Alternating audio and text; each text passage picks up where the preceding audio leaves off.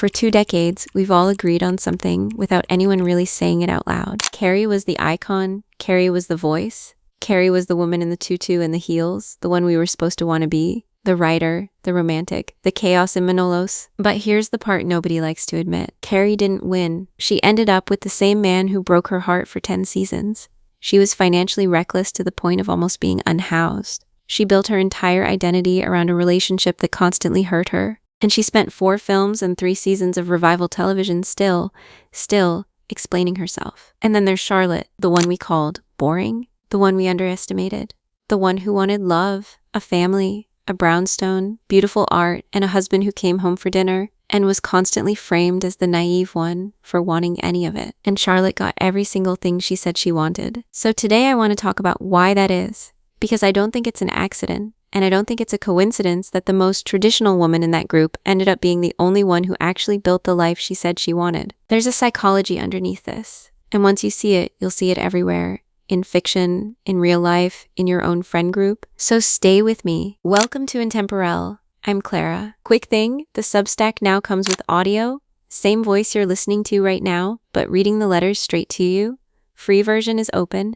Paid version unlocks the full archive and audio. Link is below. The thing that separates Charlotte York from every other woman on that show, and honestly from most women in real life, is that she had clarity. Brutal, unapologetic clarity about what she actually wanted. She wanted to be married, she wanted children, she wanted a beautiful home, a loving husband, the kind of stability that the other 3 women either pretended to be too cool for or weren't honest enough to admit they wanted to. And while the rest of them were treating their goals like a slightly embarrassing secret, Carrie with her "I don't need a man" anthems while spending the next 6 seasons in agony over a man, Charlotte just said it, "I want this. I'm not pretending I want something else. I'm not going to apologize for it." And that single quality, the refusal to dilute her own desires to look cooler in front of women who were less honest with themselves, is what separates her from everyone else in the foursome. Because here's the truth that a lot of women take far too long to figure out. Pretending you don't want what you want doesn't make you more powerful. It makes you slower. It makes you confused. It makes you available to opportunities that aren't aligned with where you're actually trying to go because you haven't been honest enough, even with yourself, to know where that is. Charlotte was never confused. She knew. And because she knew, she moved through her life with a kind of efficiency the other 3 never had. Carrie spent 4 seasons trying to figure out if she wanted bigger freedom. Samantha spent 6 trying to figure out if she wanted intimacy or independence. Miranda spent the entire show trying to figure out if she could allow herself to want anything traditional at all. Charlotte spent her time, instead, eliminating the men who weren't her future. Quickly, without drama, without performing heartbreak for an audience. And that's a kind of intelligence we don't talk about enough. Now let's talk about the moment in the show that I think captures the difference between these 2 women better than any other. Carrie, at one point, finds herself unable to afford her own apartment. The classic Carrie financial moment. $40,000-something spent on Manolos. No savings, no plan, about to lose her home in her 30s. Charlotte, by contrast, has her life in order.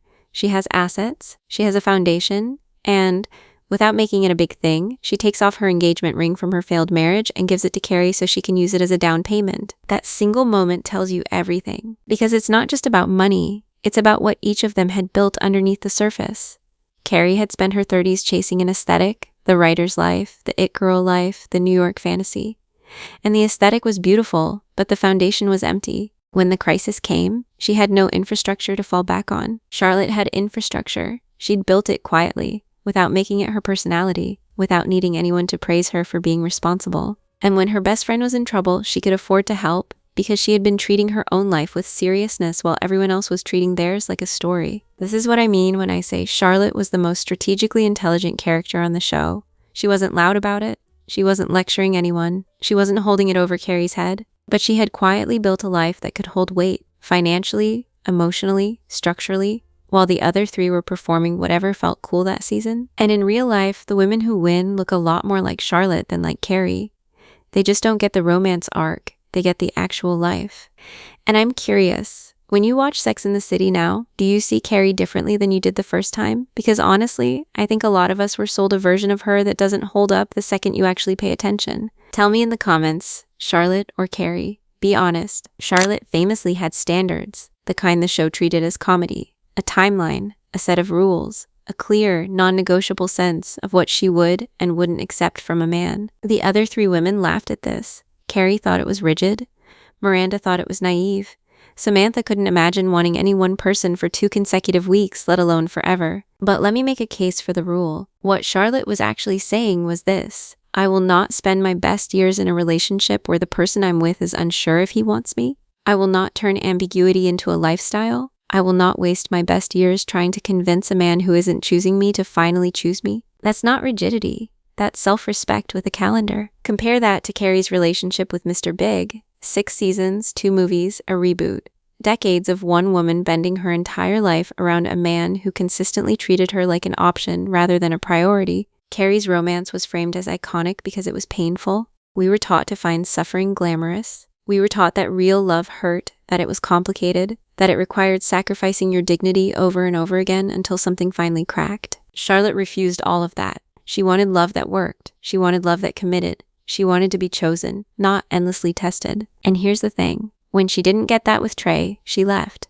The first marriage failed, and she didn't sit there grieving forever, romanticizing a man who couldn't show up for her. She got divorced, healed, and moved on. Her clarity wasn't about a calendar. It was about the principle underneath it. My life is too valuable to give to someone who can't decide whether to keep me. That principle, applied in any context, will change a woman's entire trajectory. And then we get to Harry Goldenblatt, Charlotte's divorce lawyer, balding, sweaty, aggressively not the type of man Charlotte had imagined for herself her entire life. And the show plays this whole arc as her romantic learning curve. Will Charlotte, the woman raised on the WASP fairy tale, who dreamed of marrying a tall, blonde Park Avenue prince, be able to love a man who looks like Harry? Here's the part that I find genuinely powerful. She doesn't reject Harry because he's not her type.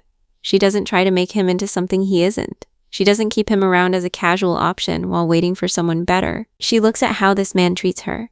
She notices that he absolutely adores her, that he wants her completely, without ambivalence, that he chose her, quickly, decisively, without needing to be convinced, and she chooses him back. That's not a downgrade. That's wisdom. Because most women in their 20s and early 30s are still chasing the version of love that looks good in a photograph. The man who looks like the fantasy, the relationship that translates well to other people. And what they miss, what Charlotte saw, is that the actual content of love has very little to do with the optics of love. Harry adored her. Big made Carrie miserable. Both relationships looked very different from the outside. But Charlotte ended up married with a beautiful family in a relationship that has lasted all the way into the reboot because she had the maturity to choose substance over surface. That honestly might be the most underrated lesson in that entire show. And this is exactly the kind of inner work that I built the Intemporelle Vault for. The Vault is the most complete, most personal thing I've ever made. 6 filmed modules, same cinematic style as this channel. The mirror, the entrance, the unspoken, the edit, the pull, and a 30-day protocol that weaves all of it into your real daily life. With workbooks, a Notion plan, and a curated reading list. Because the woman you're becoming reads. Hundreds of women are already inside. And honestly, when I read what they've been writing about what's shifted for them, even in just the first few weeks, I get a little emotional. This is doing exactly what I built it to do. Right now, the Vault comes bundled with the Reset Blueprint at Founders pricing, which is the lowest it will ever be. There's a short film on the Vault page.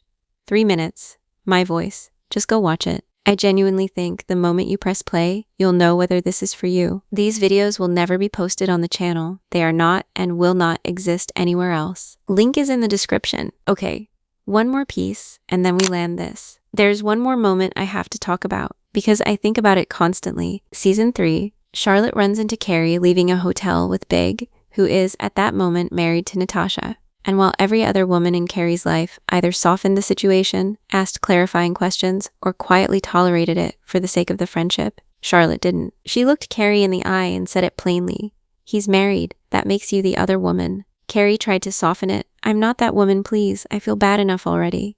And Charlotte's response was, good. You should feel bad. Do you ever think about how she'd feel if she found out? That moment, to me, is one of the most underrated in the entire series, because Charlotte didn't lecture for the sake of being self-righteous. She didn't perform morality. She just refused to pretend something was okay when it wasn't, even when the woman doing it was her closest friend.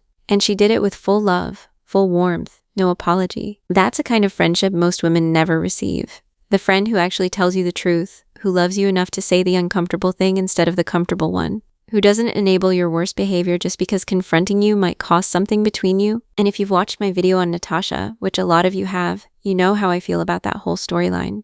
Carrie did Natasha dirty in a way the show tried to gloss over for 2 decades. Charlotte was, in that moment, the only person in Carrie's life who saw it clearly and named it. That's not being uptight. That's not being a prude. That's having a spine and using it for the people you love, even when they don't want to hear it. Charlotte didn't just have standards for the men in her life. She had standards for herself and for the women she called her friends. And that's part of why, decades later, she's still the one I find the most quietly powerful character on that show. And I have to talk about her style for a second because, full disclosure, it's one of my personal favorites. And I don't think people give it enough credit. While Carrie was wearing tutus on the street and tiny hats indoors and turning every outfit into a costume, Charlotte was quietly executing the most cohesive, intentional aesthetic of the 4. Pearls, cashmere twin sets, tailored coats, headbands when nobody was wearing them, vintage Chanel, Ralph Lauren, the occasional Oscar de la Renta moment. It was preppy without being boring, romantic without being saccharine, polished without being cold, and, most importantly, it was completely, unmistakably hers. You could put Charlotte in a photograph from any era and she would still look like Charlotte. She had a visual identity that didn't shift with the trend cycle because it was built on something internal, her actual taste, her actual values, her actual sense of who she was. That's the real secret behind style that lasts. It's not about the clothes, it's about the woman underneath them and how clearly she knows herself. Charlotte's wardrobe was an expression of her inner clarity.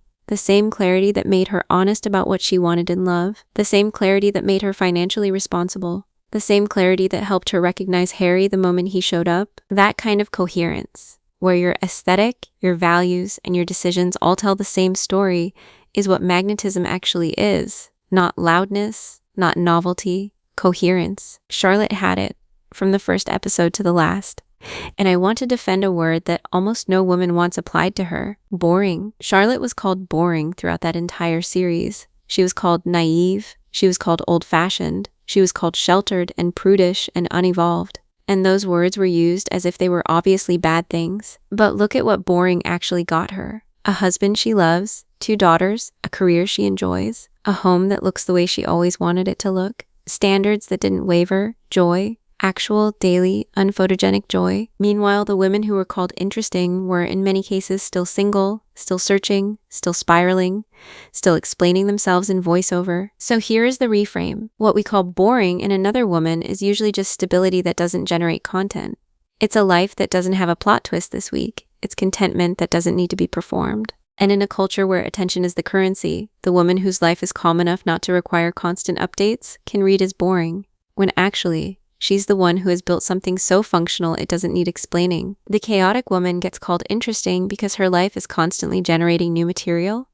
The stable woman gets called boring because there's nothing to gossip about. But 10 years in, 20 years in, it is the boring woman who is going to bed every night next to someone who actually loves her. It's the boring woman whose finances aren't a crisis. It's the boring woman whose home is the home everyone wants to visit. It's the boring woman whose children look at her with quiet certainty that she's going to keep showing up. Boring is not the absence of life. Boring is what stable, well-built lives look like from the outside. Charlotte understood that early. Most women only figure it out much later, usually after spending too much of their life trying to be interesting enough to earn the love they could have just received by being themselves. So I'm curious, and I want you to be honest in the comments. Who were you watching Sex and the City? The Carrie? The Charlotte? The Miranda, the Samantha, and who do you want to be now? Because I think there's a moment in every woman's life where she has to choose whether she's going to keep performing the role of the interesting woman or quietly become the woman who actually has the life she wanted. Charlotte chose early. The rest of us catch up eventually. Tell me in the comments. I read every single one, and these are the conversations I love most. Subscribe if you're not already here. The Substack, now with audio, is linked below. I'll see you in the next one.